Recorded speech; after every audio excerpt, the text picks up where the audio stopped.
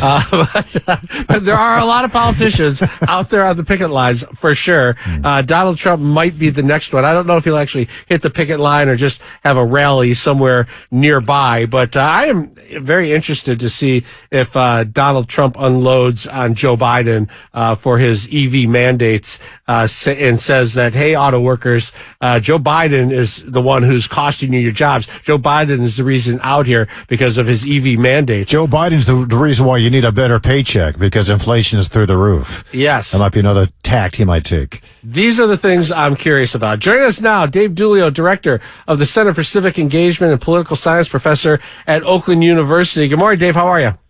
I'm well, guys. How are you? I'm doing well. Why do the politicians all race to the picket lines? It's opportunity, right? It's a chance for them to get some earned media, right? So all those X's or tweets or whatever they are these days that you guys were talking about go out and people see them. The press covers them, right? It's on the front page of the news and the free press. It leads every local news broadcast in the evenings.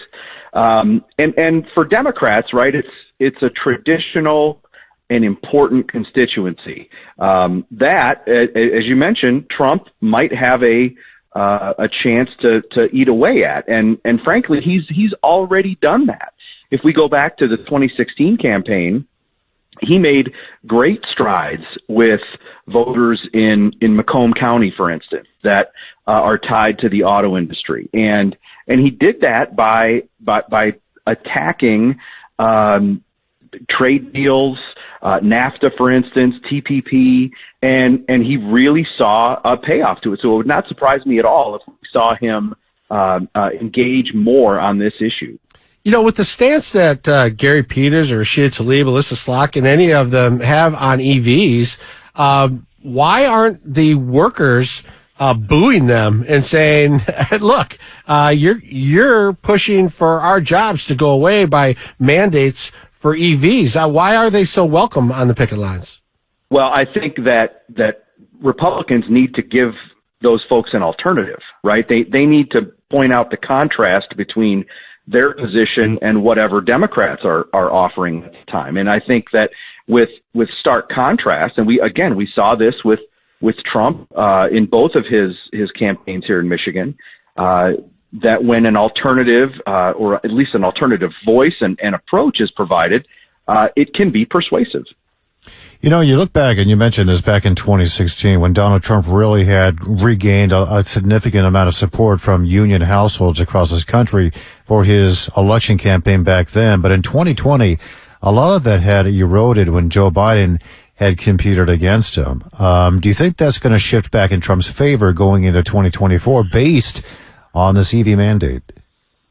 Well, I think it depends on the Trump campaign's approach, and I think you're starting to see that play out with his comments, limited as they might be right now. I think it's gonna get more boisterous, maybe very close by in the very near future. But I think that again, it's about providing that message to voters and saying, hey, look, you supported this guy last time, maybe here's why you should vote for me instead. And I think that there's a chance that could be a really credible and a really credible message that makes an impact. It's very interesting because Joe Biden does position himself as the most pro-union friendly president in the history of the world, essentially, is what he kind of comes out and says. And yet he says he's directly involved in these UAW talks. But Sean Fain came out over the weekend and said, no, he's not. He's really not involved. We're acting independently of the White House right now. Do you think, and there doesn't seem to be a real urgency right now for the UAW to endorse the current president, do you think the UAW is leaning in a different direction? Like, are they, I know that traditionally they're endorsing the Democratic candidate, whoever that might be, but is there a shift within the UAW leadership, do you think, politically, or is it pretty much the same? That this signals some kind of shift. I think Mr. Fain is focused on what's exactly in front of him, right? And that's getting, from his perspective, getting the best contract that he can for his members, right? So he's got bigger fish to fry than what endorsement they might be making might or might not be making in the 2024 cycle. They say that private sector is made up of about 6% is represented by unions. That number used to be 35%.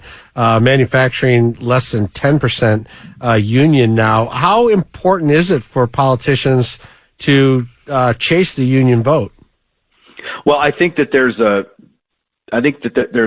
some subtlety here that we have to take into account, right? And yes, you're 100% correct, Kevin, that union membership has decreased significantly across the country and here in Michigan. But the folks that are impacted, right, they may not be union members. Especially in the wake of right to work here in Michigan. Yeah. So they might not be card carrying folks, but they're impacted by the same issues.